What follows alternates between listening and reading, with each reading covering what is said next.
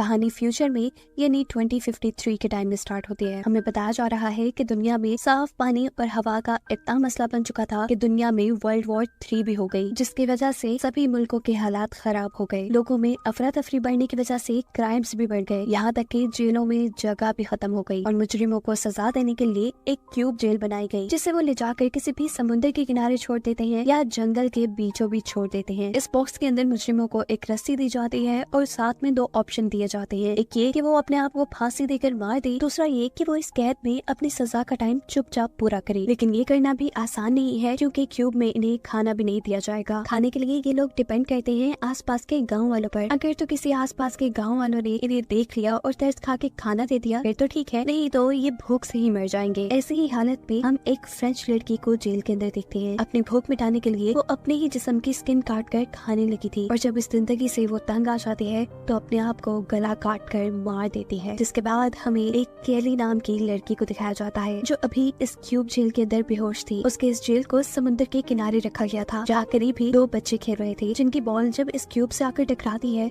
तो उस वक्त केली होश में आई। उसने अपने आप को बंधा पाया। वो जोर जोर से चिल्लाने लगी कि मेरा गुनाह नहीं था, मुझे क्यों ये सजा दी गई। लेकिन यहाँ कोई उसकी सुनने वाला नहीं था। एक एआई सिस्टम के जरिए केली को बताया जाता है कि उसकी सजा 7 साल की है और इस टाइम में खाना पानी के लिए वो गाँव वालों पर डिपेंड करती है। केली ये सुनकर शॉक हो चुकी थी। दूसरी तरफ उसी जैसे एक और बॉक्स में एक और लड़की को दिखाया जाता है, जो काफी मरतबा इस बॉक्स से भागने की कोशिश कर चुकी थी। तब एआई सिस्टम उसे कहता है कि ये तुम्हारी आखिरी वार्निंग थी, तुम रूल्स तोड़ने से बाज नहीं आई और इसी की सजा में अब तुम्हें खत्म कर दिया जाएगा। दिखाया जाता है कि इस लड़की के बॉक्स का ऊपर वाला हिस्सा नीचे आते हुए इस लड़की को क्रैश करके खत्म कर देता है। सीन्स दोबारा केली के ऊपर शिफ्ट होते हैं, जिसे 2 दिन से कोई खाना पानी नहीं मिला। वो इस बॉक्स में बनी छोटी सी खिड़की से अपना हाथ बाहर निकाल कर जोर जोर से खाना मांगने के लिए चिल्लाती है, पर दूर दूर तक कोई नहीं था। भूख से वो बेहोश हो चुकी थी और अगले दिन यहाँ उसे होश आता है एक लड़की की आवाज पर। वो लड़की उसे खाना देने आई थी, जिसे देखते ही केली कहती है कि मेरा कोई गुनाह नहीं,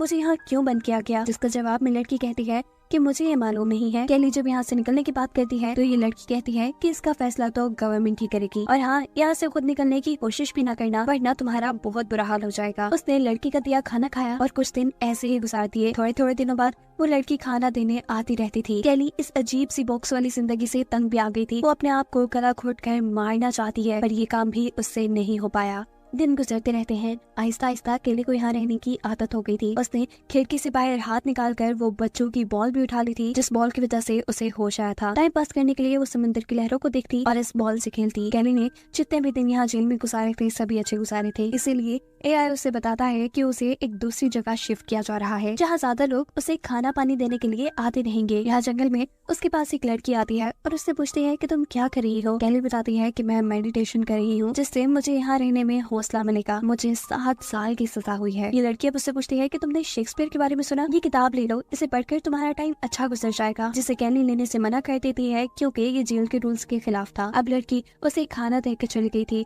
केली जब खाना खा रही होती है तो उसे पता चलता है कि लड़की ने एक छोटी सी किताब उसके खाने में छुपाकर उसे दे दी थी, जिसे वो एआई के कैमरा से छुपा लेती है, क्योंकि अगर एआई के कैमरा ने उस किताब को देख लिया तो वो रूल्स टूटने पर केली को बहुत बड़ी सजा देंगे, और अभी वो कोई दर्द नहीं चाहती। एक दिन हम देखते हैं कि केली अपने पास जमा हुए पानी से नहाती है, जिसके बाद वो उस पानी को खिड़की से बाहर फेंक देती है। यह उसके पीने का पानी था, जिससे वो वेस्ट कर चुकी थी और ऐसे वो एक रूल तोड़ चुकी थी, जिसकी सजा में उसे वापस उसी आइलैंड पे भेज दिया जाता है जहाँ कम लोग आया करते थे। अब वो लड़की जिसने पहली बार केली को यहाँ पे खाना दिया था, वो उससे पूछती है कि तुमने ऐसा क्या बुरा किया कि उन्होंने तुम्हें वापस यहाँ भेज दिया। केली उसकी बात का कोई जवाब नहीं देती, उल्टा उसी से सवाल करती है कि तुम लोग फैसला कैसे करते हो कि किस कैदी को खाना देना है और किसको नहीं। ये लड़की बताती है कि इस चीज का डिसीजन हमारे मॉन्क लेते हैं। मेरी कोशिश यही होती है कि मैं ज्यादा से ज्यादा लोगों को खाना दे सकूं, लेकिन इस समुद्र के इर्द गिर्द मौसम बहुत ज्यादा खराब रहता है। हर रोज यहाँ आना पॉसिबल नहीं होता और ऐसे बहुत से कैदी भूख से मारे जाते हैं। इस लड़की के यहाँ से जाने के बाद केली के पास 2 चीजें थी टाइम पास करने के लिए, एक वो बॉल और दूसरी किताब, जिस किताब को पढ़ने के लिए उसे बहुत जतन करने पड़ते थे कि कहीं एआई कैमरा उसे देख न ले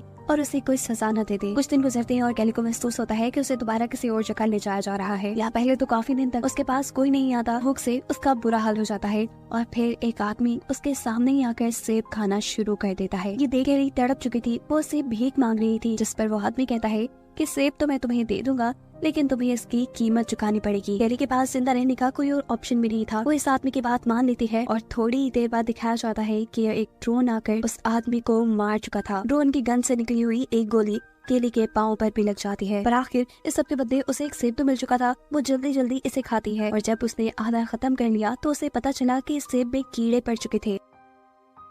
वो अपना खाया हुआ भी सारा बाहर निकाल देती है और उस सेब को फेंक देती है। यहाँ एआई उसे बताता है कि तुमने एक रूल ब्रेक किया है, तुमने अपने खाने के लिए किसी को फायदा दिया, ये रूल्स के खिलाफ था, जिसकी सजा केली को मिलती है कि उसे अगले 7 दिन तक सोना नहीं है। केली के पास कोई दूसरा ऑप्शन था ही नहीं इस सजा को पूरा करने का। 2 दिन गुजरते हैं। केली का दिमाग अब नींद की वजह से फटने लगा था। जब भी वो आंख झपकाती तो एआई सायरन बजा देता था। ऐसे ही करते करते 5 दिन गुजर जाते हैं और आखिरी 2 दिनों में अपने आप को जगाना काफी मुश्किल था। वो अब जोर जोर से अपना सर दीवार में मारना शुरू कर देती है ताकि उसके सर में दर्द होता रहे और उसे नींद न आए। 7 दिन लगातार जागने की वजह से उसे अजीबोगरीब इल्यूजन्स आने लगे थे। वो यहाँ अपने आप को किसी महारानी के रूप में देख रही थी। आखिर उसकी सजा खत्म हो जाती है। जैसे ही उसे ये बात बताई जाती है तो वो फौरन से सो जाती है। अपनी नींद पूरी करने के लिए वो कई दिनों तक सोती रही और अचानक उसकी आँख खुली पटाखों की आवाज से। एआई ने उसे बताया कि आज न्यू ईयर है। वो उसे भी न्यू ईयर विश करता है, लेकिन जवाब में केली कुछ नहीं बोलती। इस कैद में उसे कोई खुशी महसूस नहीं होती थी। एक दिन केली के पास एक बूढ़ी औरत आती है जो उसे बता रही थी कि उसने भी क्यूब जेल के अंदर 15 साल गुजारे। ये जेल कैसी दर्दनाक है वो ये बात जानती है। उसे रोज ही इस जेल के बुरे ख्वाब आते हैं। मुकेलिस कहती है कि इस जेल में रहने से अच्छा है अपने आप को मार लिया जाए। वो एक जंग लगा ब्लेड केली को देकर यहाँ से भाग जाती है, लेकिन अपने आप को खत्म करने का भी केली के अंदर हौसला नहीं था। 4 महीने गुजर चुके थे। केली अब बीमार भी पड़ चुकी थी। उसके पाँव में जो गोली लगी थी वो जख्म भी सड़ रहा था। अगले दिन वही जंगल में उस लड़की को देखती है जिस लड़की ने उसे किताब दी थी। वो आवाज देकर इस लड़की को अपने पास बुलाती है, उससे लेकर पानी पीती है और इस लड़की को बताती है कि वो अब प्रेग्नेंट है। केली उसे कहती है कि मुझे तुम्हारी मदद चाहिए, तुम चाहे मुझे यहाँ से निकाल लो या फिर इस बच्चे का ख्याल रखने में मेरी मदद करो। जब केली यहाँ से निकलने की प्लानिंग कर रही थी तो एआई दोबारा सायरन बजाना शुरू कर देता है, जिसका मतलब था कि केली ने एक और रूल तोड़ दिया है जिसकी अब केली को कोई न कोई सजा मिलेगी। वक्त गुजरता है और 6 माह बाद हम केली को उसी जेल में उसी तरह पड़ा देखते हैं। एक आदमी केली के पास आकर पूछता है कि या तुम्हें आसान मौत चाहिए। केली पूछती है ये कैसे, जिस पर वो आदमी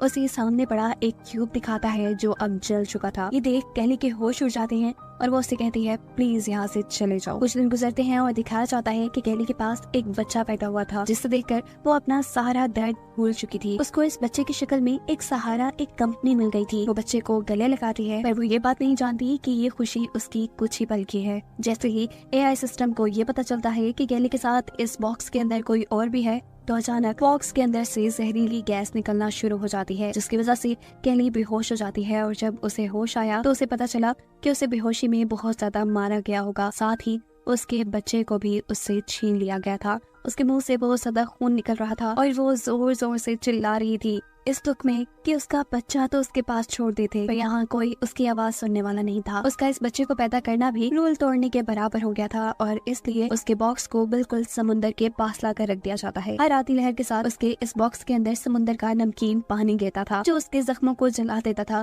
केली इससे बहुत परेशान थी। थोड़े ही दिन गुजरते हैं और समुद्र में तूफान आ जाता है। इस बॉक्स के अंदर तेजी से पानी भरने लगा था और इसीलिए इस बॉक्स का एआई सिस्टम खराब हो चुका था। ये बात जैसे ही गवर्नमेंट को पता चलती है तो गवर्नमेंट की तरफ से केली के क्यूब को ढूंढकर उसको तबाह करने का ऑर्डर दे दिया जाता है। हम देखते हैं कि जैसे ही एआई ड्रोन्स को केली का क्यूब मिलता है तो वो उसे शूट नहीं करते बल्कि यहाँ से उठाकर कहीं ले जाने लगते हैं। पर रास्ते में आसमानी बिजली इस ड्रोन पे गिर चुकी थी, जिसकी वजह से ड्रोन में आग लग जाती है और केली का क्यूब भी टूटकर खुल जाता है। और इस सब के 2 दिन बाद हमें दिखाया जाता है कि केली का क्यूब टूटा हुआ एक तरफ पड़ा था और वो आजाद उसमें से बाहर थी। फाइनली उसकी दर्द और तकलीफों वाला ये पीरियड खत्म हो चुका था। वो अब आजाद थी और इसी के साथ ये कहानी यहाँ खत्म हो जाती है।